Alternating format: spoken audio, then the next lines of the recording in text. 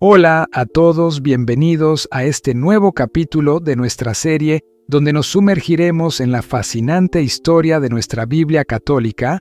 En el capítulo anterior, develamos el misterio de que la Biblia no es un simple libro, sino una auténtica biblioteca divina, compuesta por 73 libros inspirados por Dios. Pero quizás te hayas preguntado alguna vez cómo llegó esta biblioteca hasta nosotros, cómo se formó a lo largo de milenios, y quiénes fueron los artífices de que hoy tengamos acceso a estas palabras sagradas. La verdad es que no cayó del cielo ya impresa, lista para ser leída. Su viaje es en verdad una aventura épica, llena de personajes asombrosos y momentos clave que transformaron el mundo. Y hoy vamos a desentrañar esa increíble travesía de una manera que te hará ver cada página de la Biblia con nuevos ojos. ¿Te has preguntado alguna vez cómo un conjunto de escritos antiguos se convirtió en el libro más influyente de la historia, la base de nuestra fe? Esa es una pregunta fundamental, y la respuesta nos lleva a un fascinante viaje en el tiempo, una verdadera aventura de fe. La formación de la Biblia, lo que llamamos su canon, no fue un evento instantáneo, sino un proceso largo y meticuloso de escritura, compilación y discernimiento, tanto por parte del pueblo de Israel en el Antiguo Testamento, como por la Iglesia primitiva en el Nuevo. Imaginen siglos de revelación divina, de historias que pasaban de boca en boca, de profetas que plasmaban la palabra de Dios en rollos de papiro y pergamino. En el Antiguo Testamento, fue el pueblo de Israel quien, bajo la guía del Espíritu, reconoció qué textos verdaderamente portaban la autoridad divina. Sus escribas y líderes religiosos fueron custodiando y ordenando estos escritos, entendiendo que eran más que simples relatos, eran la voz de Dios hablándoles. Ya en la era cristiana, la Iglesia primitiva se enfrentó a un desafío similar.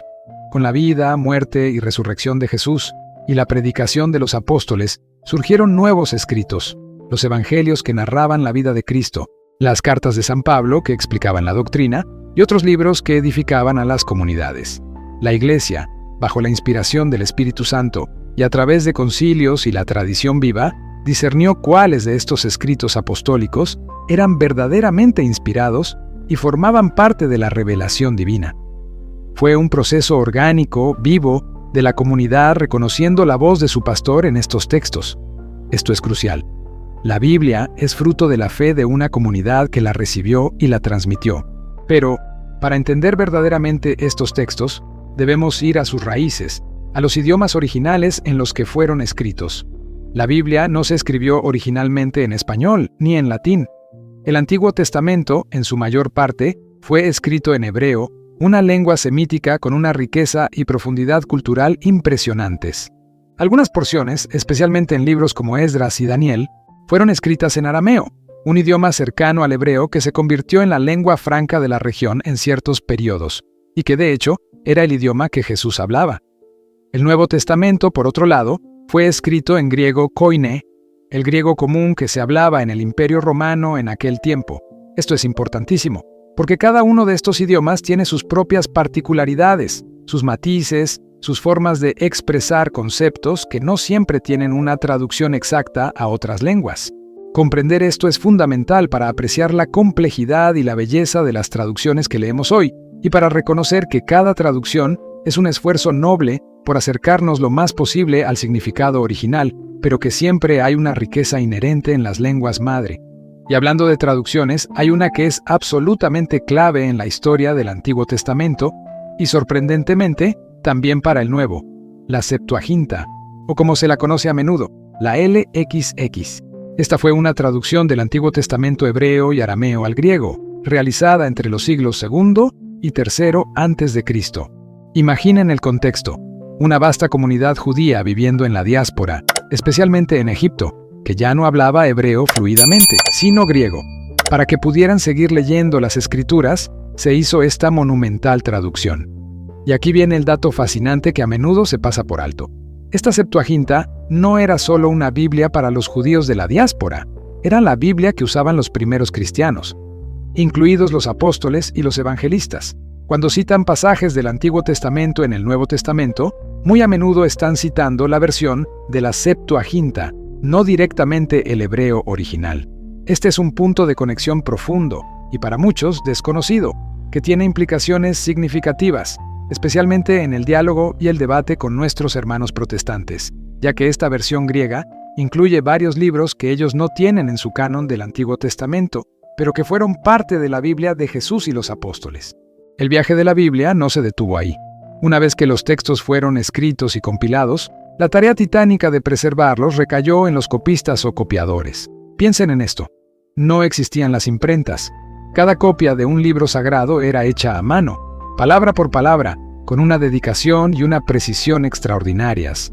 Los escribas judíos, conocidos como los soferim y más tarde los masoretas, se dedicaron con reverencia a la copia del Antiguo Testamento hebreo, desarrollando sistemas para asegurar la fidelidad del texto.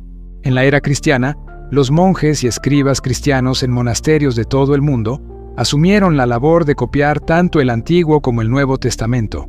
Estos copistas no solo preservaron los textos, sino que a menudo eran verdaderos artistas, decorando los manuscritos con iluminaciones impresionantes. Y no podemos olvidar el papel crucial de los padres de la Iglesia.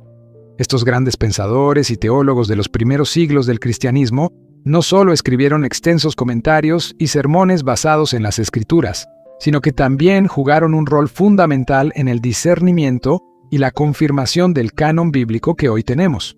Sus escritos nos dan testimonio de qué libros eran considerados inspirados y autoritativos en sus respectivas épocas y regiones. Y así llegamos a otro punto de inflexión monumental en la historia de la Biblia: la invención de la imprenta de tipos móviles por Johannes Gutenberg en el siglo XV. Este invento revolucionario democratizó el acceso al libro sagrado de una manera nunca antes vista.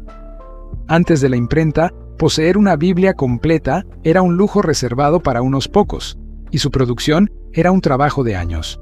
De repente, la posibilidad de producir miles de copias idénticas en mucho menos tiempo y a un costo infinitamente menor se hizo realidad. La Biblia de Gutenberg, impresa alrededor de 1455, no solo es una obra de arte tipográfico, sino que simboliza el inicio de una nueva era. Sin embargo, esta democratización, aunque fue una bendición en muchos aspectos, también trajo consigo nuevos desafíos. Con la capacidad de producir masivamente Biblias, diferentes grupos religiosos y movimientos comenzaron a realizar sus propias traducciones a las lenguas vernáculas, lo que era un gran avance para el pueblo, pero también llevó a que, lamentablemente, se hicieran selecciones y se excluyeran algunos libros del canon que históricamente habían sido parte de la Biblia católica, como fue el caso con la Reforma Protestante. La imprenta, por tanto, fue un arma de doble filo. Acercó la palabra a las masas, pero también diversificó las versiones y las interpretaciones de lo que debía ser la Biblia. Como ven, la historia de la Biblia es tan rica y compleja como los textos que contiene. Desde sus orígenes en los idiomas sagrados de hebreo, arameo y griego, pasando por la crucial traducción de la Septuaginta, la incansable labor de copistas y padres de la Iglesia, hasta la revolución de la imprenta, cada etapa ha sido fundamental para que hoy tengamos en nuestras manos esta biblioteca divina. Pero esta travesía es solo el comienzo. En nuestro próximo capítulo, profundizaremos en la estructura de esta biblioteca, descubriendo la belleza y el propósito detrás de la división entre el Antiguo y el Nuevo Testamento. No se lo pierdan. Suscríbete y síguenos en @Esperanza Católica desde el Tigre. Déjanos tu opinión en los comentarios y comparte este vídeo.